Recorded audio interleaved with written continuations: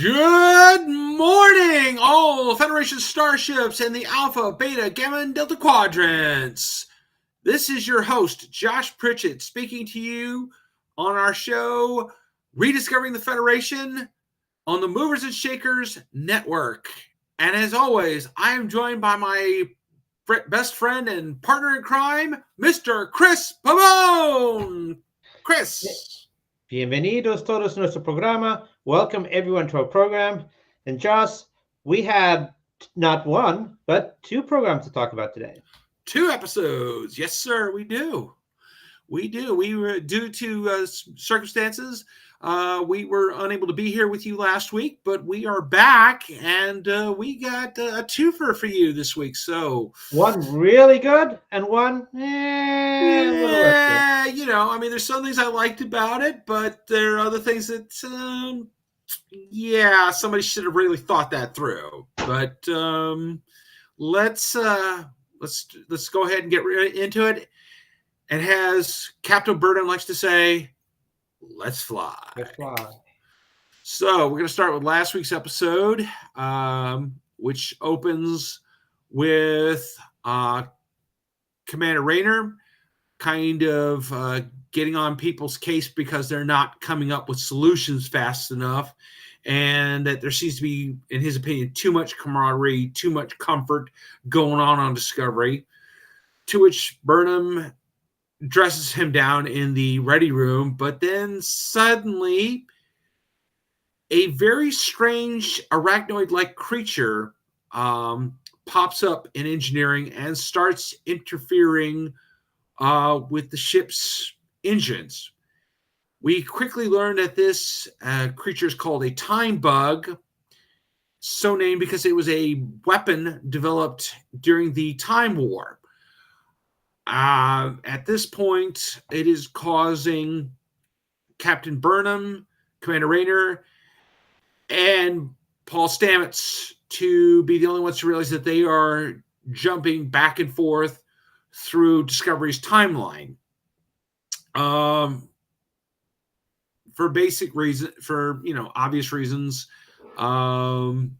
these three, for some various reasons, exist at a point somewhere outside of time, but.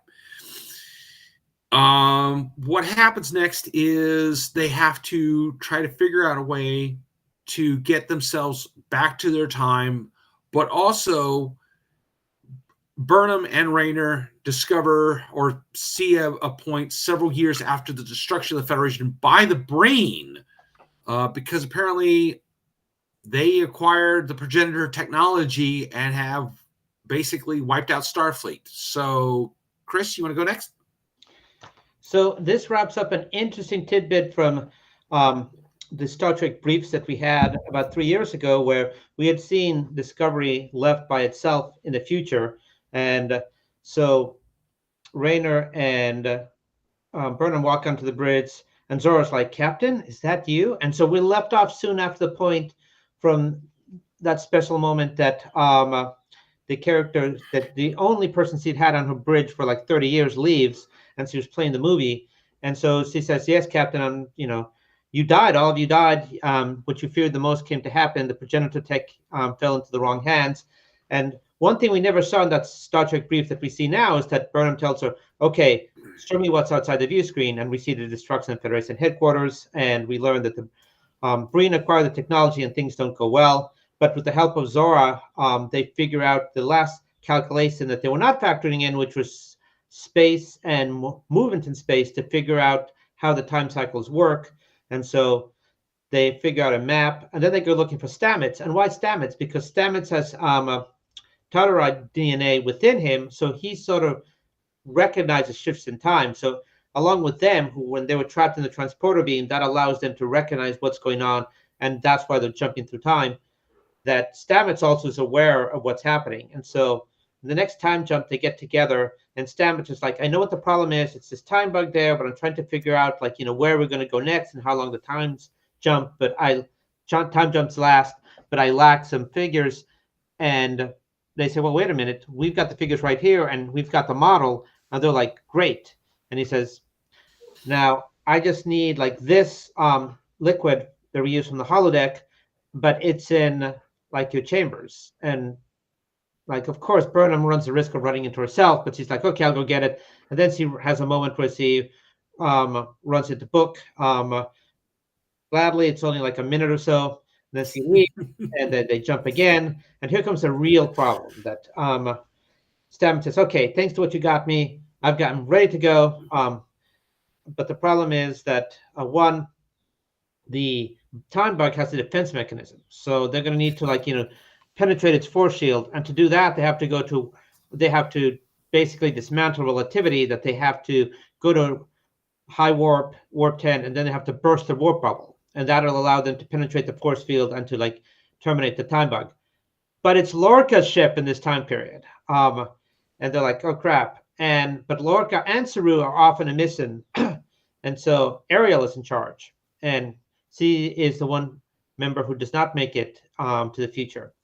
And so Burnham says, okay, I'm going to go do this. And Raynor's like, but how? Like, all this crew thinks you're a mutiner, and they're not going to trust you. And she's like, yeah, but she'll trust me. And she gets onto the turbo lift, and she runs into Linus, and she's like, oh crap. And Linus is like, you look good in red. And she's like, so relieved, thinking, okay, I've got this, until herself shows up in the turbo lift. And so Burnham versus Burnham, of course, is going to be a big fight. And Senior Captain Burnham wins with the typical Vulcan nerve pinch. When in doubt, nerve pinch, people. And he goes to the bridge, and it is not looking good, because, on the other hand, in engineering, they're waiting for a signal to say that they've initiated the warp drive and then burst the bubble, Stamets and Raynor. And Raynor is again having his, like, why aren't you doing this? And Stamets is like, cool it, dude. Like, wait a second. And Raynor realizes, okay. And he reassures Paul, and he says, like, we're in this together. And then he says, Paul, let's show these guys that a couple of old dogs still know the best tricks. And so then you fast forward to the bridge, and Burnham is not having a good time convincing everyone.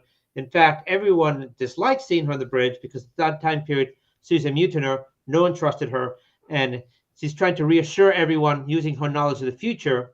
But it's not going well until she tells Ariel of, like, this is going to be how you die. And these are the circumstances. And then she understands. And despite everyone being in an uproar, she says, well, yeah, that's what I would do to sacrifice the ship. Okay, what do you need, Michael? And so they proceed to do the warp bubble. But of course, Burnham Jr. has recovered from the nerve pinch, and she's threatening to disrupt them being Paul and Raynor in engineering. But despite how brusque he is, Raynor demonstrates his knowledge of the future and puts it to good use, talking to Reese, who has joined Burnham Jr. to try to prevent them from succeeding in engineering, and talks them both down. And then they burst the warp bubble, and Raynor manages to use the device created by Stamets to penetrate the force field of the time bug and destroy it. And then everything goes back to normal, and it turns out that they've only lost 6 hours in real time. And so Burnham is very relieved, and sort of showing the evolution of Raynor, he steps onto the bridge, and whereas previously he was chastising the bridge for, like, coming up with ideas and not action, he compliments Reese, saying, like, you were right about this, when he had a theory that they couldn't find Mal and Locke because Mal and Locke were following them on the way to the next clue. And then Arisakon says, well, we found their warp signature. It leads here, but there's nothing here. And Burnham is like, we're going to find them. And that leads into the next episode. Josh? Yes. So, picking up where we left off last in the first episode, the Discovery has headed to the coordinates and has discovered a partially unstable wormhole that may or may not lead to a parallel universe. Some of you know where this is going, right? Okay, so because the aperture is not opening wide enough, Discovery cannot enter it. So Michael decides to take a shuttlecraft with Book, because Book wants to use his connection to Maul to try to convince them to surrender. Raynor expresses an idea that maybe Burnham should wait back on the ship, let him go ahead because he's the first officer, and take a security team to try to secure Locke and Maul and find the clue. But Burnham says that no, she should go in because she's a person, has captain. She feels like it's her job to be the one to take the risks, but also Book because of his connection. And also, he is an excellent shuttlecraft pilot. So they head in. And when they get inside the wormhole, nope, sorry, don't find the prophets, but they do find the remains of Locke and Maul's ship, which apparently was destroyed by the Aperture. They also find something else very interesting. The ISS Enterprise. Yes, the Imperial Starship Enterprise of the Terran Empire. So they get aboard, and of course, this is, I have to give them props for clever use of props of sets they already had, which obviously they ran across the hall to use Strange New Worlds sets and just decorated them up to look like the Terran Empire Enterprise. So they determine that Maul and Locke are somewhere in sickbay, but they find an interesting clue, which is that apparently when they first get to sickbay, they find a bunch of children's clothes and toys, which is not something you typically would find on a Terran warship. So they're wondering what's kind of going on. And Burnham actually managed to find the clue in a locket that was left in sickbay. So they go to find Maul and Locke, and after a brief shoot up, Locke and Burnham are trapped in sickbay behind the behind a force field, which leaves Maul and Book to run back to the bridge to try to find a way to deactivate the force field. And we begin to see these flashbacks, apparently told by Maul and Locke, about how they became a couple. And we discover that Locke is, in fact, a Breen. For those you don't remember, the Breen are the ones that wear those big funky masks that look like the one that Princess Leia wore in Return of the Jedi. And apparently we also find out that Locke and Maul have a blood bounty on them from the Breen Imperium. Chris? You need to rescue someone from the bridge. Book is not actually on my list of number 1, number 2, number 3, 4, or 5. He's pretty lengthy down there. So he goes there, and of course things go wrong. Maul gets impatient with him, despite his all trying to talk to her about relationships and how Cleveland Book, his mentor, really thought highly of her. But what happens is that she gets impatient and she goes to the captain's chair and short circuits the entire power supply in the hopes that that's going to bring down the force field. Well, it causes a cascade effect throughout the ship. Things start rumbling, and of course, Burnham and Locke get into a fight, and Burnham gets the upper hand on Locke and ends up using his own knife to stab him. And so now both of them get back to sickbay, and they realize, oh crap, what are we going to do? Because the shuttle that they took to get there is gone. It is because of the violent shaking of the ship, it has been detached. And so Book says there's no other way off the ship, and he heads to the bridge back with Burnham, and Maul is listen, we've gotten out of tougher straits now. We will get out of this as well. And so Burnham directs with what little power they have left, a tractor beam towards the Aperture. Meanwhile, back on Discovery, they've been working on ways to boost communication signals. They see the code because the tractor beam is emitting a pulse, and Rayner recognizes it as being something from an early discussion with Burnham and realizes, okay, this is what we got to do. We got to make the Aperture much larger. And so he asks, in a change of showing how Rayner is evolving, he asks the crew rather than dictate a command. He says, okay, I need options here. And he even goes as far as proposing what must be some very good casket of ale.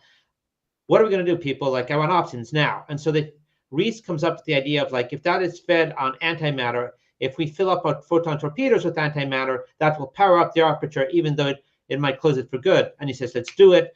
And they fire a hexagon of photon torpedoes with antimatter spread in it, which causes the aperture to like enlarge. And then they fire a tractor beam that hooks up with the ISS tractor beam, and they manage to pull them out right as the aperture closes. And so they've gotten them out, things seem well, and all of a sudden, look out! An ISS warship that had somehow been in the bay and missed by Book it detaches itself from the ISS Enterprise and takes off, taking Locke and Mal, a wounded Locke, with them, and they just take off. And so afterwards, you see that Detmer and Aworsiku have been commissioned with taking the ISS back to the Federation, and they have their next clue. And so it is onwards to the next stop in this Indiana Jones Raiders of the Lost Ark crusade to find whatever we're looking to find. And the importance of this is reemphasized when the Doc and Tilly, which is great to have Tilly back, have a conversation at Reds about like, look, we're trying to find the thing that created us. And as a person who died and came back, I got to say, like, this is like nothing I've ever seen before and seen.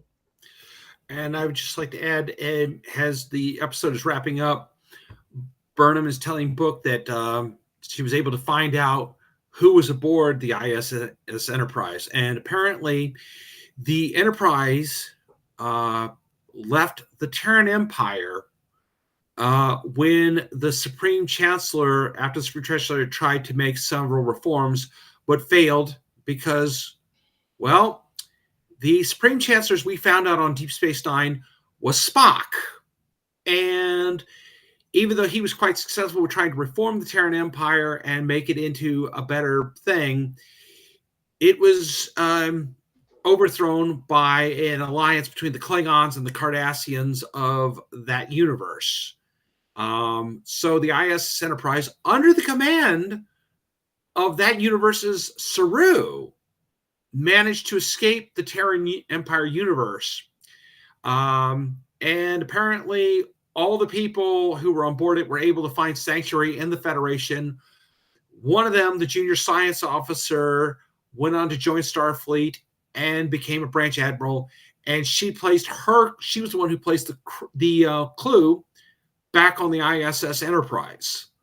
So, and Book, yeah, I know, not your favorite character, Chris, wonders if, has noticed a pattern with how they're finding these clues, in that you have to show that you can think more about other people than yourself, or you have to think about other races other than your own.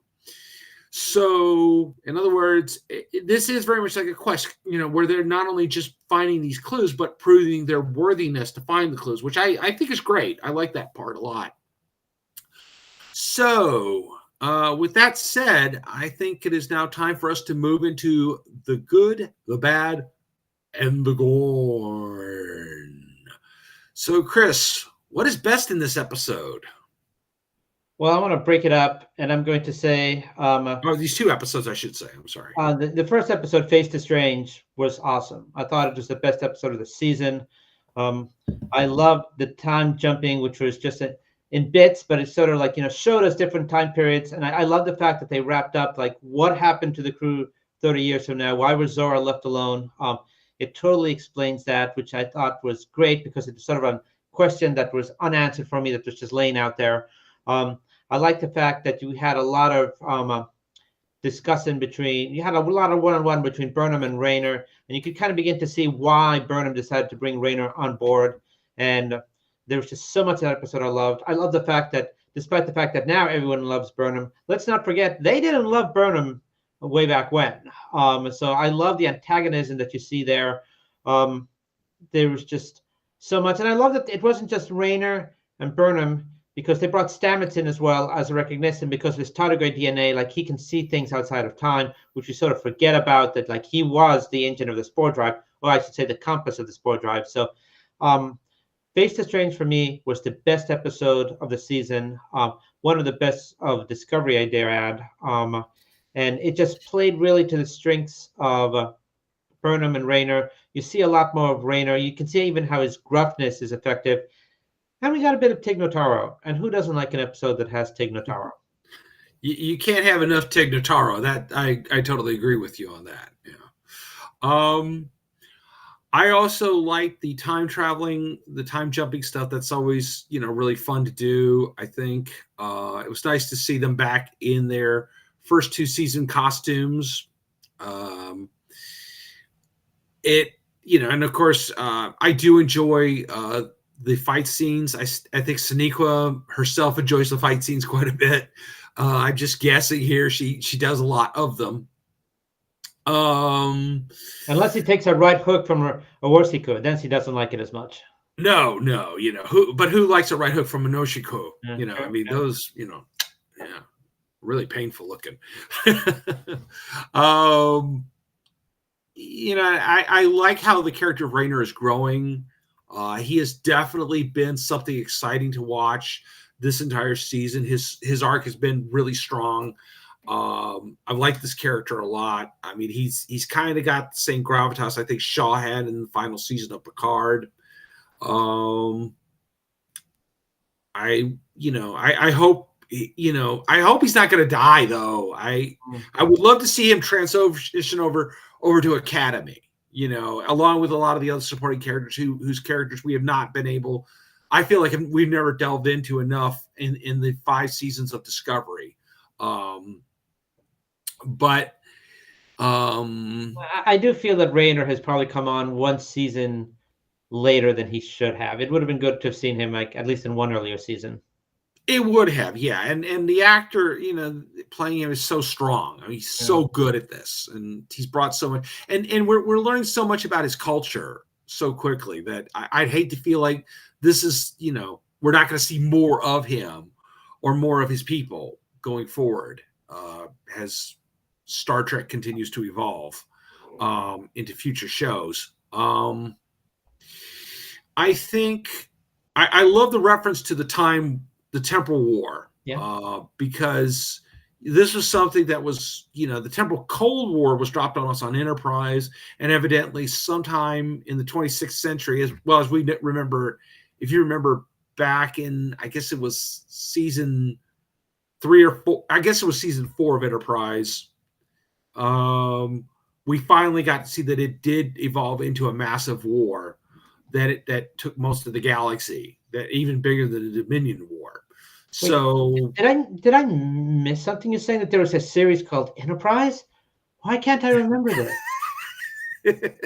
Drawing a blank. I got the DVDs. Okay, all right, thank you. Maybe you can lend them to me sometime. I will lend them to you sometime. Okay. Yes, folks, I still have DVDs. Yeah. Okay, so it was nice to have another reference to that obviously the weapons that were used in the Temporal Cold War were incredibly insidious, and that was really interesting. Moving over to what was good about Mirrors, this week's episode. Again, more of the personal growth of Rayner I liked. I thought the use of the sets of Strange New Worlds to economize was quite good. I thought Locke's backstory was quite good. Chris? I like the wormhole. I like the wormhole too. And, and speaking of wormholes, I like the fact that there was a reference to the Gamma Quadrant. So clearly, I think people are still using the Bajoran wormhole to get there. Would be nice if we could have another episode in the Bajoran system and, I don't know, see an upgraded Deep Space Nine or something, at some point. That'd be awesome. I liked, again, the fight scenes because, clearly Burnham could take down a Breen, but, I don't know. The Breen are supposed to be really tough. If you go back, there was I'll bring this up again later. There was, Worf made reference to the fact that the Klingons once launched sent a fleet to try to conquer the Breen homeworld, but it never returned. So we do know they are a capable military, but I don't think Locke himself was that great. I mean, obviously he was quite capable, but Burnham was just way better at the whole fighting thing. I thought the flashbacks were quite good. But and I like the whole thing. I think you'll agree with me on this. When Raider says uh, a case of citrus sour mash whiskey to whomever comes up with the best idea, and then after the whole team comes up with the idea to stabilize the wormhole and get the ISS Enterprise out, he says sour mash all around. What do you think, Chris? Thank you for reminding me what that was. I just, for the life of me, cannot remember the name of that. Yeah.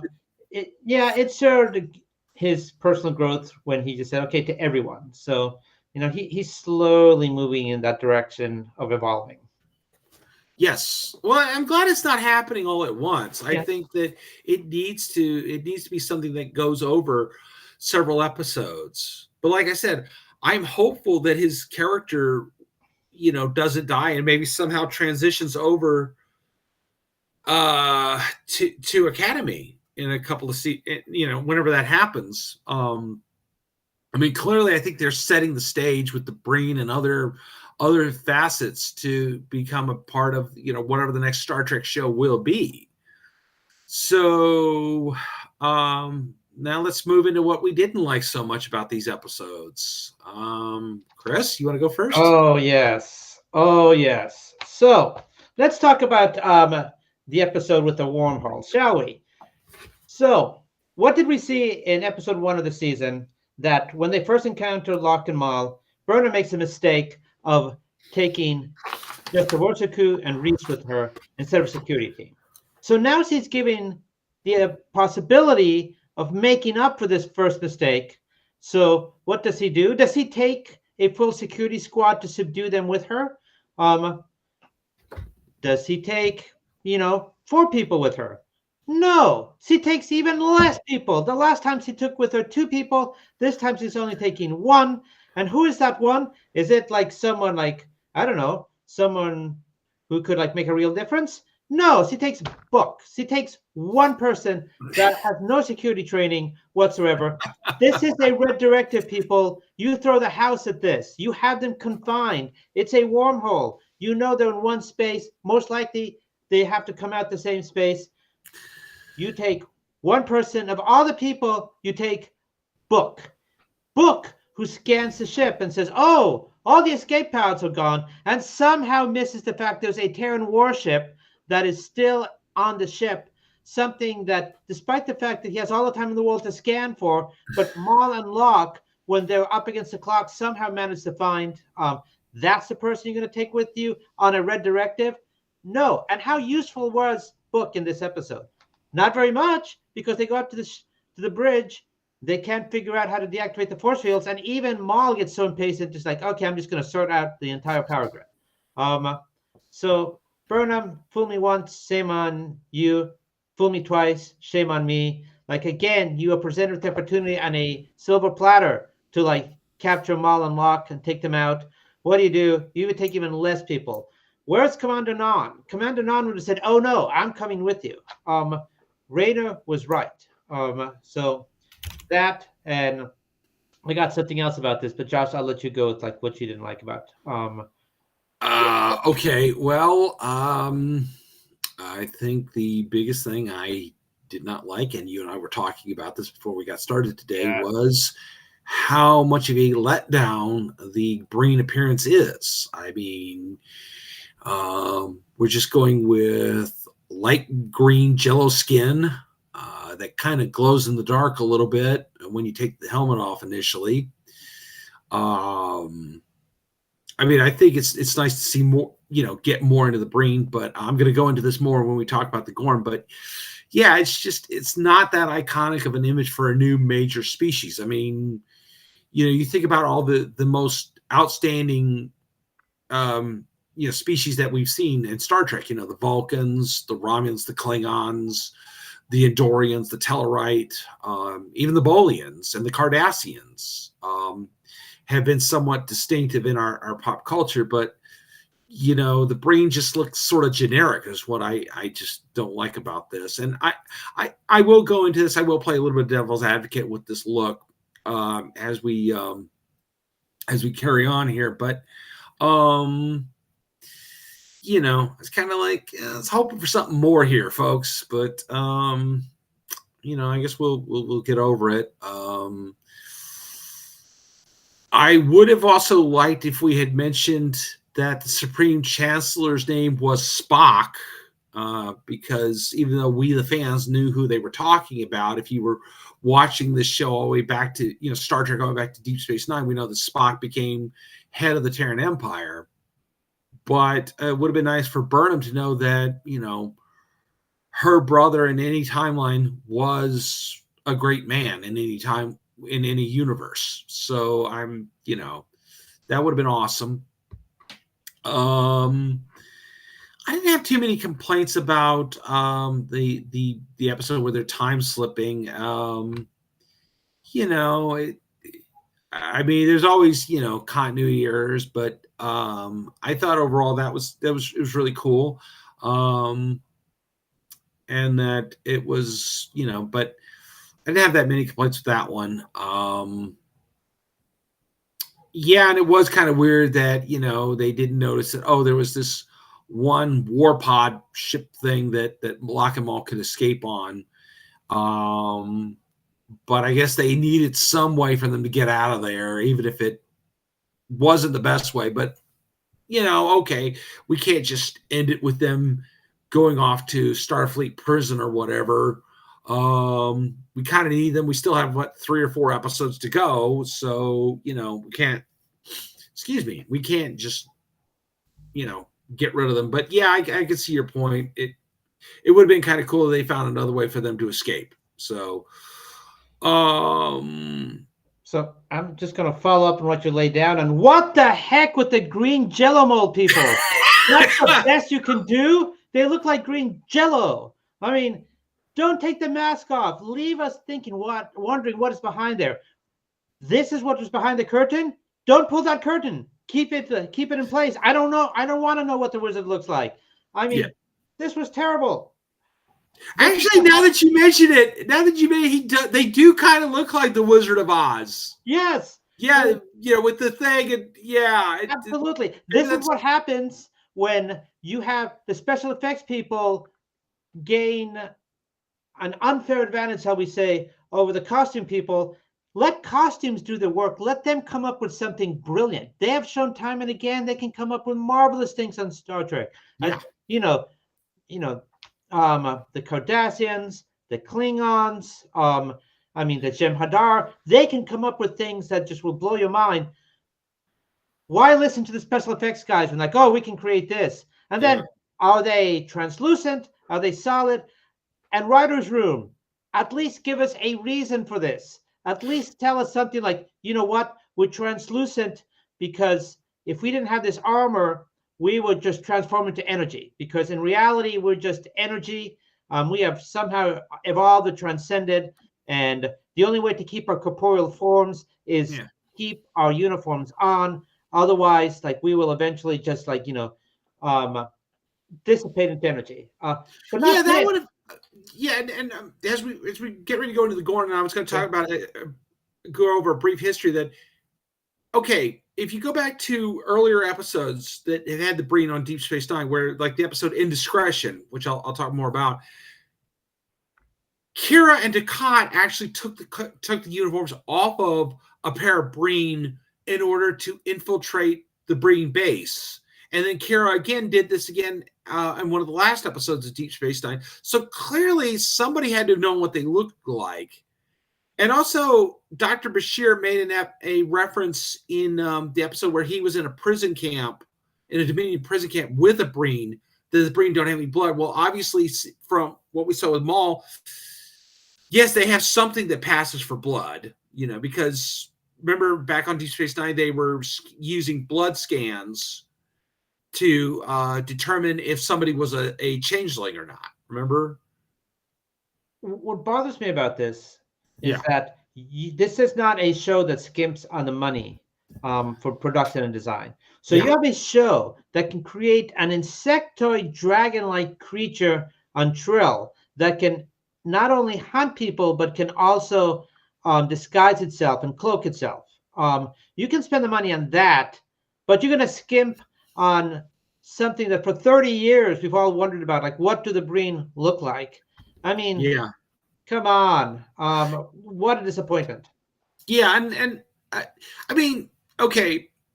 I was looking at the Brain Wikipedia page, and some people, including the people that were working on Deep Space Nine at the time, speculated that maybe the Brain might look kind of like like they evolved from wolves, sort of like they might have had a snout.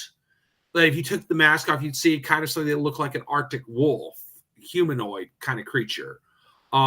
Which, yeah, that would have been a great look. Yeah, And perfect. I'm wondering if they thought about it and they knew where the show was going. And I'm just saying this, that maybe the prosthetics people, it should be like, I won't say it's simple, because from my own experience, making a prosthetic like that requires, like, you have to make hinges, and you have to use But like they have the stretch. money to make them. Right, yeah, they had money, and they should have maybe thought this through. But maybe they thought in the scenes where Maul was kissing Locke, that Maul kissing a wolf or something might have looked a little weird. But I Like the think that whole it's like, like Trina kissing Saru. yeah, good point. She's basically kissing what, a lobster or something. But Yeah. okay, I'm sorry, that's horrible. Fans of Saru, I love you, and I totally like the character too, and the makeup's great. But yeah, you get the point. Yeah, yeah. Why did you skip on this? I mean, again, Kelpians, a very distinctive race, but the Brain kind of a letdown. So Or going again with my idea of the energy. Say something, writers, say something like we are looking to evolve, and like we have achieved this phase which we're almost transcending to an energy state being. But if we take off our uniforms, we're locked in back in corporeal form permanently. And so yeah, that would be a good explanation. Okay, Locke chose to take off his uniform, and now he's locked in corporeal form permanently. And this is what they looked like before they started to evolve or transcend. Even say that starting a line of like green science allowed us to accelerate our evolution, but we need to have these uniforms on. Just something like that. Don't give us green Jello mold. yeah, that was pretty lame. And yeah, even the energy thing would have been kind of cool. Like, especially like with going back to the episode I was talking about, it was like, okay, if you took off the helmet and everything, it's like, all right, maybe they would have dissipated or something. But part of that, and I'll get in, is that according to, like, I'm citing the Wikipedia page, uh, Ira Stephen Burr, who wrote the episode, said he didn't feel like coming up with a distinctive look, that he was feeling quite lazy and didn't want to come up. So he came up, why don't we put them in helmets and we'll think of something later, which kind of lame. So transitioning to the Gorn, I wanted us to do a quick history of the Breen and has they've kind of, evolved. The first time we make reference to the Breen was in the Star Trek Next Generation episode, The Loss. We don't see them, they're just mentioned. And the first time we actually see them is in the episode Indiscretion, which, of course, they're wearing the helmets and the outfits, which, according to actors who were playing the Breen, said were very heavy, very uncomfortable, and even had these electric lamps that were on inside the helmets that could only be turned off when they took the helmets off, because that was where the switch was. The next time we saw one was, of course, in, as I said, some people speculated that based on the design of the helmets, the Breen might have been a wolf-like species, which, again, as we were just now saying, would have been a much better look. Either that or the energy being look would have been much cooler than what they came up with. But it seems as though the Breen have a history of misleading people. For example, in a later episode of Deep Space Nine, Wei Yun, who was a representative of the Dominion, told Wayun, the Cardassian leader, that the Breen homeworld, in fact, is not a barren ice planet, which is what most people had thought it was, because we do know the Cardassians did have a diplomatic relationship at one point with the Breen prior to the Dominion War, and their embassy was on this ice planet. Apparently, the real Breen homeworld is actually quite pleasant from what Wayne's descriptions were. So we know that, and obviously wearing the mask, they've kind of misled people. So it's more of a cultural taboo that they don't show their faces to non-Breen. They also joined the side of the Dominion towards the end of the war and actually launched a massive attack on Earth, damaging quite a bit of the Federation capital in San Francisco. Or, I mean, sorry, the Starfleet headquarters at San Francisco. The capital is actually in Paris, but we won't get into that.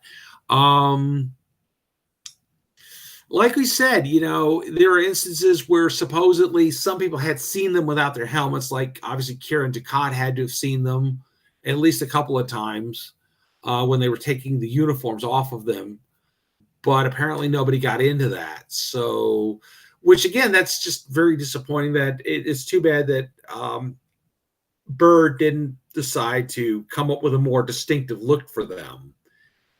Considering the fact that a lot has been speculated about them over several seasons of DS9 and then later in the books and also just here or there. So, you know, but now we know what they look like, and it's a little underwhelming, to say the least. So for me, the Gorn, I want to say that Captain Rayner might have a point that sometimes you do need some good old-fashioned Klingon paint sticks on the bridge, and he would have made a great Klingon captain. Yeah. It's a pity that the Klingon Empire no longer exists in this time period because all the Klingons are eaten by tribbles. And I'm sticking with that because I haven't seen a single Klingon. They haven't given us a single reason why I haven't seen a Klingon. So I am saying right now, the reason why we have not seen a Klingon is because in the Tribble Klingon War, the Tribbles won. They overwhelmed them and they ate them. Hey! So until I see evidence to the contrary, that is why we have no Klingons. The Tribbles. Okay, well, all right, that's a possibility. You know, I guess at this point, it's about as good as anything I've come up with. The other small point I'll have is that when they were aboard Zora, and it was great the way they used her to help figure out, you know, the time slips. But wouldn't you have said, okay, and can you quickly download onto my pad like everything that happened in your future, like where they found the other, like, you know, clues, or like exactly like how whatever knowledge you have of them selling this to the Breen. I mean, just gain some future knowledge of like what could happen. But I think that in the 5 episodes that we have left, and I am sorry to say that it appears that 5 is the new 7 because we're getting 5 of Discovery. We're going to get 5 of Lower Decks. And it's great that we're renewed for 2 more seasons of Strange New Worlds, but like, you know, it's 5 going to be it. So 5 appears to be the new 7. I just want to see a little bit more of the, okay, as we pursue this technology, like how would it be put to use? I mean, obviously there's good stuff and there's like, you know, really bad stuff. And, you know, among the bad stuff will be like, we know, and I've said this before, that Book might be tempted to bring back his whole planet. Well, maybe he can't bring back a whole planet, but what if he can bring back one person and, you know, he's injured, like Locke could pass away. So will Maul be incentivized to find the progenitor tech to bring back Locke? Yeah, why not? That's a possibility. And, you know, could it also be that this newly reanimated Locke might be because one thing I think we forgot to mention is that Locke is apparently somebody who could be the new leader. He's in line. He's in line, and that's apparently one of the big problems right now with the Breen that we know about, is that their government is destabilized because they can't decide who the new ruler is. So maybe if Locke emerges, has the true leader, maybe he then decides to use this new power to attack the Federation. It's a possibility. Or try to bring peace. I mean, I think he definitely is a wild card, and I think somehow we might see him and the progenitors tech somehow working more closely together, shall we say. But I would not be surprised if we see him pass away and Maul using the progenitor tech to somehow bring him back a more evolved person, perhaps. Yeah, without the green jello look. Without the green jello look. I mean, oh my god. Yes, what a disappointment. Like, give me the Gorn rather than this, okay? Is it Yeah. somehow been decided that the Gorn is the exclusive property of Strange New Worlds, and that's why we can't see them again on Discovery? Even though Discovery, the first episode in the future, they make reference like, oh, the Gorn destroyed the subspace relays. Well, why would you be destroying the subspace relays unless you were a player? And now all of a sudden it's like, oh yeah, the Gorn, what happened to those guys? Did the Tribbles eat them too? Maybe. Or maybe the Klingon. I don't know. It's so much. That's the thing that's irritating me. And I know that in the last few minutes as we go on, it's one of the things that's so frustrating about doing like these big story arcs that Discovery and Picard did is that you get so focused on the story, you're not delving into the characters, you're not delving into the side stories, doing the universe building. You're just kind of going where these storylines go. And that can be good, but at the same time, when you're limited to just 10 episodes a season, I mean, yeah, I know they did that with Buffy and Angel, but they had enough episodes that you could grow the characters as you grew the storyline, so you had all the stuff with Willow and Buffy's sister and all those things happening, and get to know the characters more, because there's so much I would love to know about the other characters on Discovery that I'm afraid we're not going to know as much about. And these actors really put a lot of time and effort into these characters, and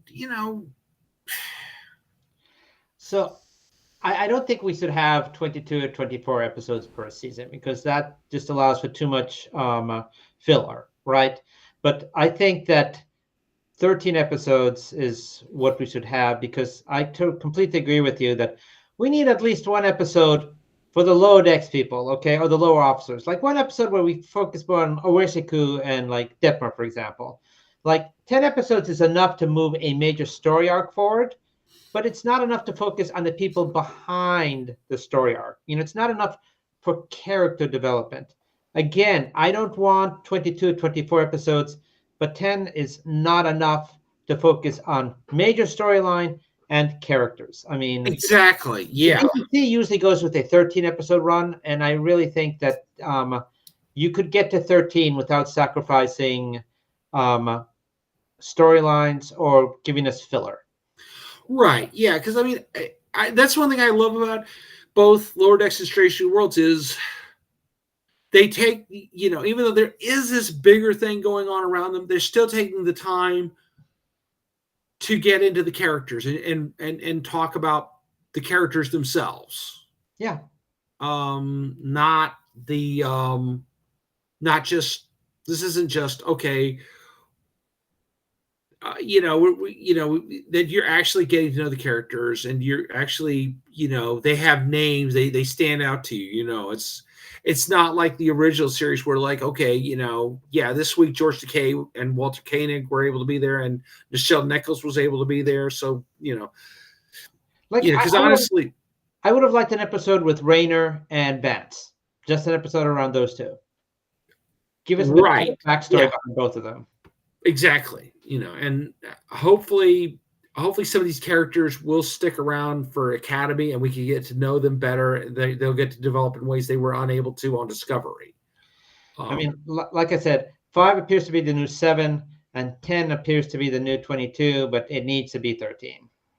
It does, yeah. And I think the easiest way to get there is let's fire some of these overpriced executives at the front office of Paramount, streamline the boardroom a little bit, shall we say, and actually put that money towards making more episodes of Star Trek. Well, in about 10 years, when our AI overloads take over, we should be able to like reduce some of that overhead. Yeah, exactly. Yeah, just one AI to rule all of Paramount. One Or maybe AI to rule Sony them. Paramount. I mean, we have 2 minutes here. We have a couple of minutes here, and just to mention, hang on a second. Tim Rose writes, "My main complaint about Disco is the writing is terrible. Season one, okay, yeah, no, sorry, Tim. Thank you for chiming in, but we're gonna agree to disagree. That we personally are their team Tilly here at Strange at Rediscovering the Federation. So, but yeah, just to mention briefly before we get into a couple other things, this week Sony apparently has made moves that it has made an offer to buy Paramount. Hopefully, this means that if they buy Paramount, they'll take the full Star Trek license and keep making it. We don't have another divided license issue like what we had several years ago between, okay, we own the likeness of the Klingons, or who owns the likeness of this character or that or what? That Star Trek will stay in one piece. So it's not divided amongst 4 or 5 story studios, between CBS and Sony, Paramount, or whatever it's going to be called. But, I have 3 words for that. Mobius, Madam Web. Sony is terrible. Yes. I mean, they make some pretty good shows like Walking Dead and Breaking Bad, but I think some of that may be due to AMC more than Sony itself. They just the Spider-Man movies only worked once Marvel got involved. Right, exactly. Which makes me, I know we're gonna don our Marvel hats here for a second, but yeah, it makes me dread the next couple of Spider-Man movies they've talked about, that they're not gonna make them in conjunction with Marvel itself. So that makes me dread the future Tom Holland films. So, I Brandon, cannot let Sony buy them. I'm going to contact my financial planner right after this. I'm going to put in a bid. Okay, you do that. I don't have a financial advisor. I just kind of go with whatever my company's 401 whatever tells me. Okay, so predictions. Predictions are that Locke is going to be in bad shape, and I think we may see Locke pass away. I think that's a distinct possibility, with the possibility that Maul will use the progenitor technology to bring him back, and he might still become the new big bad this season. We don't know yet. I also think that, and I hope not, but like we may be at least a couple episodes without Olosikum and Detmer as they take the ISS Enterprise back to the Federation, and that would sort of explain the introduction of these 2 new characters on the bridge crew. I'm like, why do we have these people here? Like, oh, if they need to fill in for Detmer and Olosikum, that would explain it. Yep, I think it's a safe bet.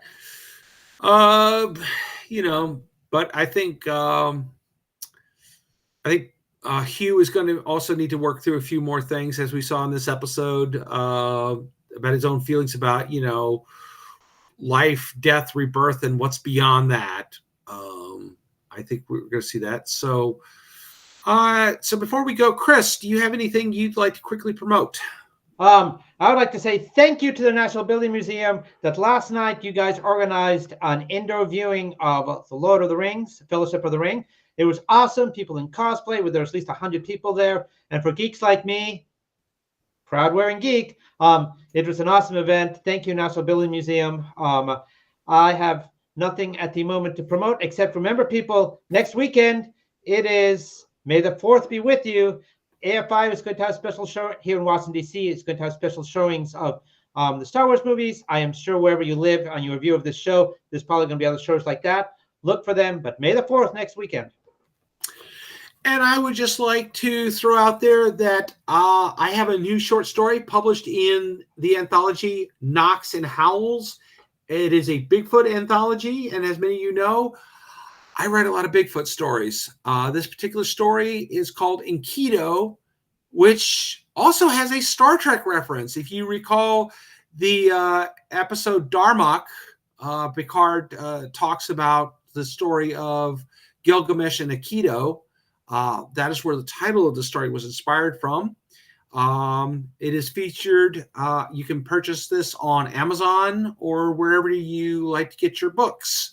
And also, if you are coming to shore leave later this summer, bring your copy and just look for the handsomest Klingon there, and I'll be happy to sign it. And also, my friend Mary Fan also has a story in this, and I know she will be there and will be happy to sign a copy for you. So, with that said, Chris, I think it's about time we brought this back into a space dock and, prepare for next week's episode. So, Chris. Darmok Achanak Atanagra, his eyes open.